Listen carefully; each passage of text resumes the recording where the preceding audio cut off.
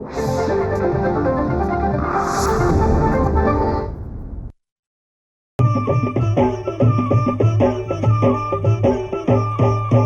काळी आई धनधान्य देई, ही काळी आई धनधान्य देई.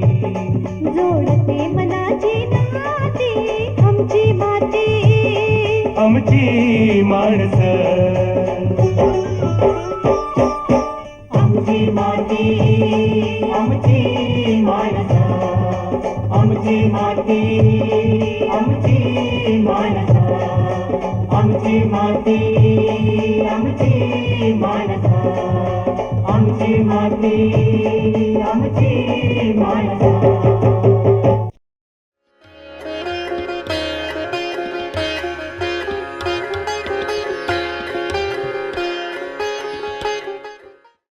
नमस्कार, मी सुरेश जोंधळे, इंटॅक कन्व्हेनर, नांदेड. सर, या भागामध्ये एकूण सगळ्या व्यवस्था बघितली असताना हे सगळं एवढं मोठ्या संस्था, एवढं सगळं कार्यक्षेत्र तुम्ही जे निर्माण केलं, याची सुरुवात तुम्हाला करावीशी वाटली इथल्या प्रश्नांचा अभ्यास केल्यानंतर. पण एवढं सगळं सुरू करताना ह्याची सुरुवात जेव्हा होते तेव्हा त्याचा जो मूळ स्रोत असतो तो फार शून्यातून सुरुवात करायला लागते. त्याच्यामुळे तुमच्या प्रेरणा काय आणि कशा पद्धतीनं तुम्ही हे सगळं सुरू केलं आणि हे शिखर गाठण्यात तुम्हाला यश भेटलं? सुरेशजी, तुम्ही हा जो प्रश्न विचारलाय, खरं तर याच्यासाठी आपल्याला थोडस खूप 70-1 वर्षापूर्वीच्या काही घटना पाहावं लागतील. मुळात आपल्या या संस्थेचं नाव जे ठेवलं संस्कृती संवर्धन मंडळ, तर ह्या नावामध्येच एक जी सर्व व्यापकता आहे. खूप जणांना वाटतं की मला सुद्धा, मी जेव्हा परदेशामध्ये वगैरे जातो तर त्यावेळेस लोक मला आवर्जून विचारतात की या नावातलं जे संस्कृती संवर्धन आहे तर ह्याचा नेमका अर्थ काय. कारण त्यांना समज होतो की हे काहीतरी एक धार्मिक संघटना आहे, संस्कृती म्हणजे त्या अर्थाने ते पाहतात.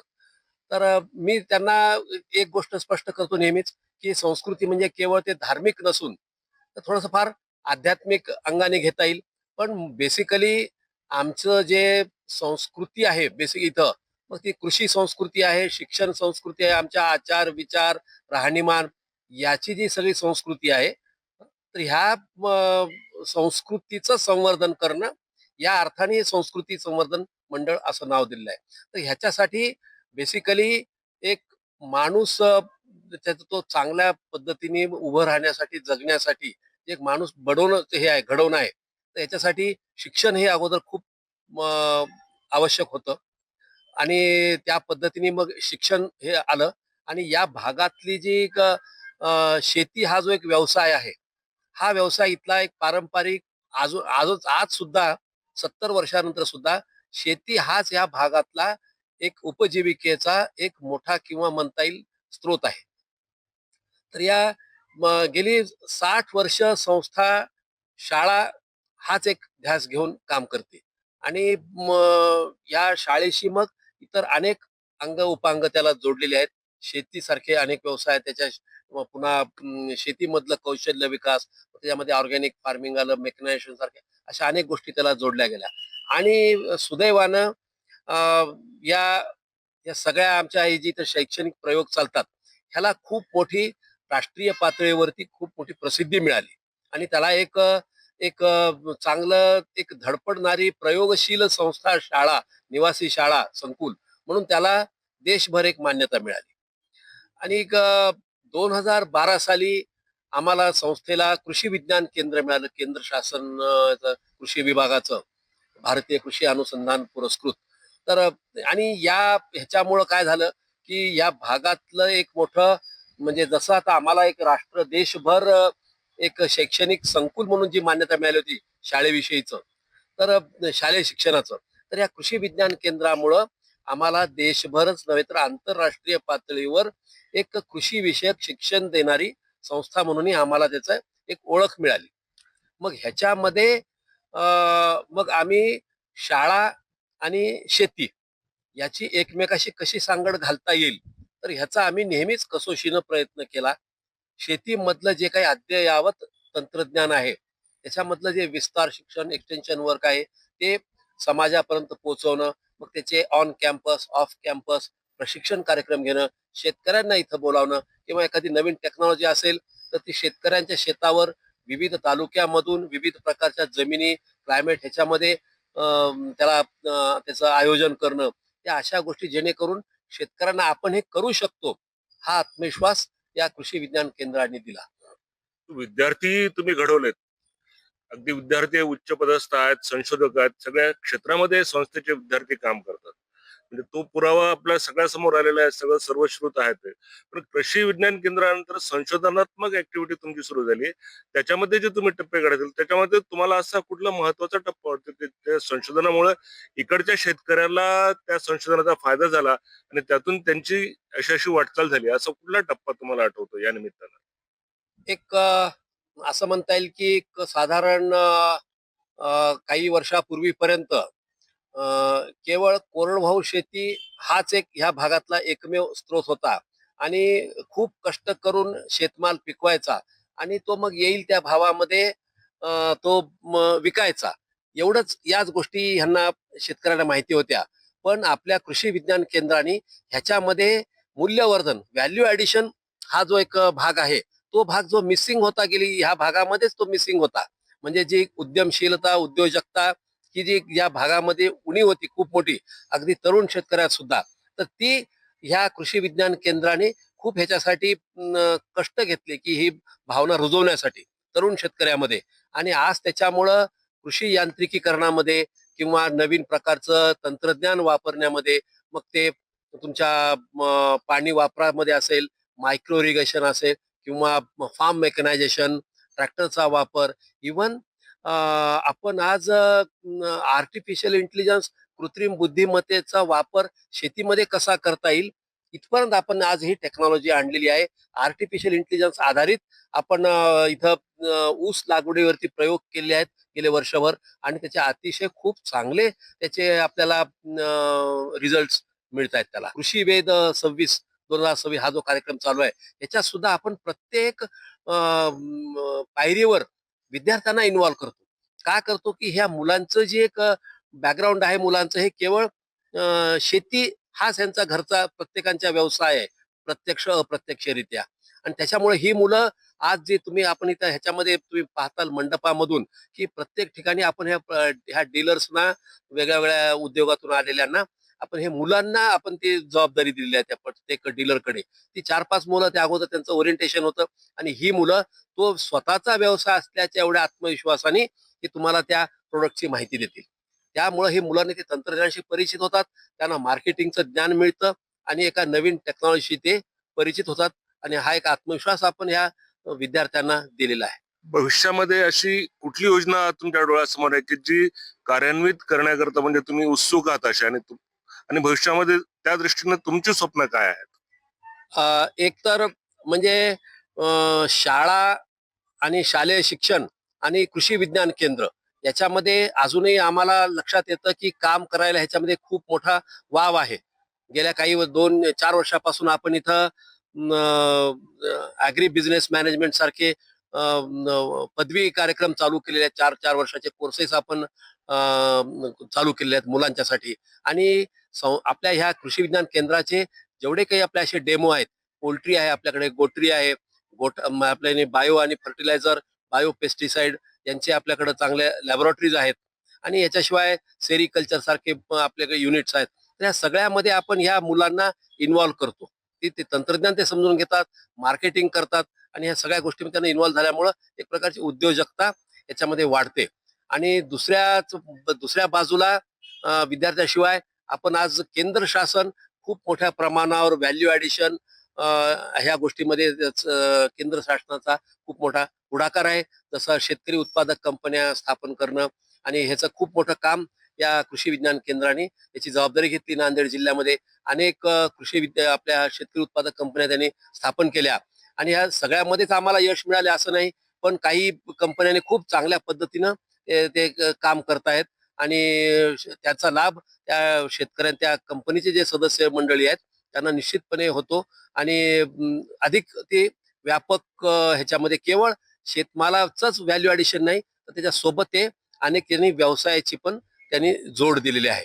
तर या पुढे चालून आपण ही उद्योजकता थेट शेतकऱ्यामध्ये यावी केवळ ते उत्पादक कंपन्या किंवा ह्याच्यापर्यंत शाळेपर्यंत मर्यादित न राहता प्रत्येक शेतकरी स्वतः तो उद्योजक व्हावा, या दृष्टीने आपण त्या त्या विषयातले तज्ज्ञ शेतकऱ्यांना आपण ज्यांनी स्वतः प्रयोग केले आहेत अशा शेतकऱ्यांना आपण वक्त्यांना बोलावतो, त्यांचे प्रशिक्षण आयोजित करतो. आणि हे केवळ एक वर्षभराचे 2 दिवसासाठी नाही, तर हा वर्षभर निरंतर चालू राहणारा आपला हा असा कार्यक्रम आहे. या सगळ्या उपक्रमामध्ये सर आपण कितपत समाधानी आहात आणि समाजाकडनं तुम्हाला काय अपेक्षा आहे परिसरातल्या? तरी पण मला असं वाटतं की शेतकऱ्यांच्या मध्ये आज जी एक प्रकारची अनिश्चितता आहे या शेती व्यवसायाविषयी, त्यांना वाटतं की आपण या व्यवसायात आलो पण आपल्या मुलांनी यावं का नाही याविषयी त्यांच्या मनात खूप मोठ्या प्रमाणात संभ्रम आहे. पण दुसरीकडे आम्ही पाहतो की फ्युचर इज ॲग्रिकल्चर असं जे म्हणतात ते खूप मोठ्या प्रमाणामध्ये ते खरं आहे. पण हे शेतकऱ्यापर्यंत हे कसं पोचवायचं, म्हणजे भारताचं, देशाचं नव्हे तर सगळ्या विश्वाचं भवितव्य जे आहे ते शेतीमध्ये आहे, हे आपण पाहतो, हे आपल्या लक्षात येते. पण हे तरुण शेतकऱ्यांच्या अगदी ज्या व्यावसायिकतेनं लक्षात आणून द्यायला पाहिजे. आणि त्याच्यामध्ये जर यश मिळालं तर शेतकऱ्यामध्ये चांगला प्रकारचा उत्साह येईल. त्या दृष्टीनं आमचे आता प्रयत्न चालू आहेत. पण त्याच्यामध्ये अजून आम्हाला काही फार मोठं यश मिळालं नाही असं मला वाटतं. ती एक मोठी खंत आहे. या निमित्तानं एक जुनी कविता आठवली खूप, की माणसाचा मानसिकता कशी असावी याच्यावर आहे, की सरांच्यामुळे तर मानसिकता आपल्या लक्षात येतेच की ते किती आशावादी आहेत. तर ती कविता 2च ओळीची आहे. ती अशी आहे की हताश लोगों से बस एक सवाल, हिमालय उंचा या बचंद्री पाल. हिमालय उंच असतोच पण स्वप्न हे बचंद्री जे असावेत. तुम्हाला पूर्ण शुभेच्छा सर. आमची माती आमची माणसं.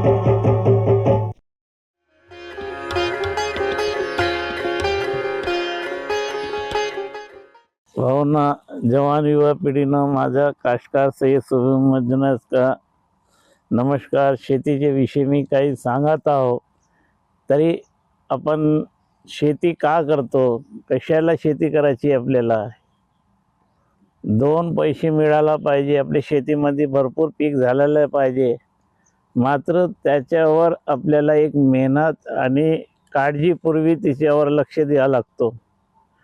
आज जवान मित्र इकडे तिकडे भटकतात, 10-15 हजार रुपये महिन्यासाठी शहरात जातात, काही मतलब नाही आहे.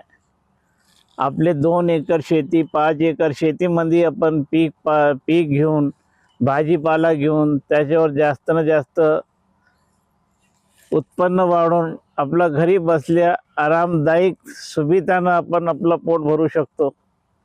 आज युवा मित्रांना मी पाहतो जमिना विकून देतात आणि शहरात जाऊन नोकरी पाणी करतात. नोकरीसाठी दर भटकतात, काही मतलब नाही आहे. माझा एकच युवा मित्रांना माझा एकच म्हणणं आहे की आपले गावखेड्यावर जे जमीन आहे, जे हजारो एकर पडलेली आहे, सगळे लोकांनी येऊन असं हराभरा आपण शेत बनवू शकता. त्याच्यावर भाजीपाला वगैरे वगैरे पीक पाणी घेऊन काळजीपूर्वी रात्री कसं जागावं, कसं कंपाऊंड करावं, आपले जंगली जित्रपानं कसं आपल्या शेतीला वाचवावं, हे आपण यदि काळजीपूर्वी प्रयत्न केला तो माझं म्हणणं आहे की काष्टकारला शहरमध्ये जाऊन आपली जमीन विकून काही गरज नाही राहणार. आपले घरीच आमची माती आमची माणसं हे समजून यदि शेतीमध्ये सकाळी उठलं, शेतीबाडी केली, भाजीपाला जे बी आपल्या शेतीमध्ये होते, जे आपल्याला 40-50-60 रुपये आपण भाजीपाला घेतो, आपल्या वावरातच ते त्याला बनवू शकतात. शेतीमध्ये आपण ते उपजाऊ करू शकता आणि सुंदर सुंदर ताजी ताजी भाजी आपण खाऊ शकता. 2 पैसे वाचवासाठी भाजीपाला मार्केटमध्ये विकू शकता. काही गरज नाही आपल्याला शहरामध्ये जाऊन और आपली जमीन कोरडी वावर जंगल बनवून द्यावं, त्याचा काही अर्थ नाही, काही मतलब नाही. आपण याव आणि शेतीमध्ये जास्त ना जास्त त्याचं उत्पादन घ्यावं आणि आपल्या शेतीला जे पडीत आहे, विरान आहे, हजारो एकर जमीन पडलेली आहे, मोठे दावानं शेती आपण विकून देतात और आपण शहरा इकडे जातो, काही मतलब नाही आहे. एवढी आपली लक्ष्मी आहे, भूमी आहे, त्याला सोडून आपण जंगलात भटकतो, जंगलात सोडून शहरात भटकतो, काही मतलब नाही आहे. आपले वावरात यावं और आपले वावरामध्ये चांगलं पीक पाणी करून घरी आपले शहरापैकी आपल्या गावाची शान वाढाव आणि चांगला हराभरा सुंदर बगीच्यासारखा सुंदर बगीचा आहे, मोसंबी आहे, निंबू आहे, पुष्कळ भाजीपाला असा आहे की आपण घरी बसल्या 30-40 हजार रुपये आपण कमवू शकतो. मात्र आपण 10-15 हजार रुपयासाठी कोणी शाळा शिकून बी काही मतलब नाही. शेतीमध्ये आपण करायला आपल्याला जीवावर येतो, मात्र काही जीवावर शेतीचे कामं मेहनत मजदुरी आपण ते 15,000 20,000 रुपये कमवतो, त्याच्याहून शेतीमध्ये आराम आहे. आपण कोणाचे कंपनीमध्ये काम करतो, कोणाची कंपनीमध्ये काम करतो, तर का भेटते आपल्याला दिवसभर चांगलं रगडून घेतात आणि भेटता किती 10-15 हजार रुपये, त्याच्यामध्ये काही मतलब नाही आहे. आपण त्या जमिनीमध्ये 40-50 हजार रुपयाचा पीक पाणी महिन्यानं घेऊ शकता. त्याच्यावर काळजीपूर्वी माणसाने आपले इकडे लक्ष द्यावं. जंगल नाही, स्वर्ग आहे आपला वावर, स्वर्गाचं वातावरण आहे आपल्या वावरात, तंदुरुस्ती आहे आपल्या वावरामध्ये आणि चांगल्या पडीनं आपण जे करतो हालत बी सुधारतो, बिमारीने बी मुक्त होतो आणि आपली जमीन जे आहे जे पडीत आहे त्याच्यावर आपण उत्पादन जास्तीत जास्त घेतलं तर आपण आरामदायक घरात कोणाच्या मतलब नाही आहे. आपण का आपलं सकाळी उठाव, आपल्या शेतीमध्ये याव, काम करावं आणि पोट भरून खाऊन घरात आपले जंगलातच मकान बनावं लागन. तो आपण का करून राहिलं शहरात जाऊन आपली जमीन विकून, काही मतलब नाही आहे. आपली जमीन सांभाळून ठेवा, विकू नाही और पडीत भी पडू देऊ नाही. जसे आपले मोठाले मित्र काशकार लोक होते, ते सकाळी उठून आपले वावरात जायचे, रात्रभर जागरी करायचे आणि चांगलं उत्पादन घ्यायचं.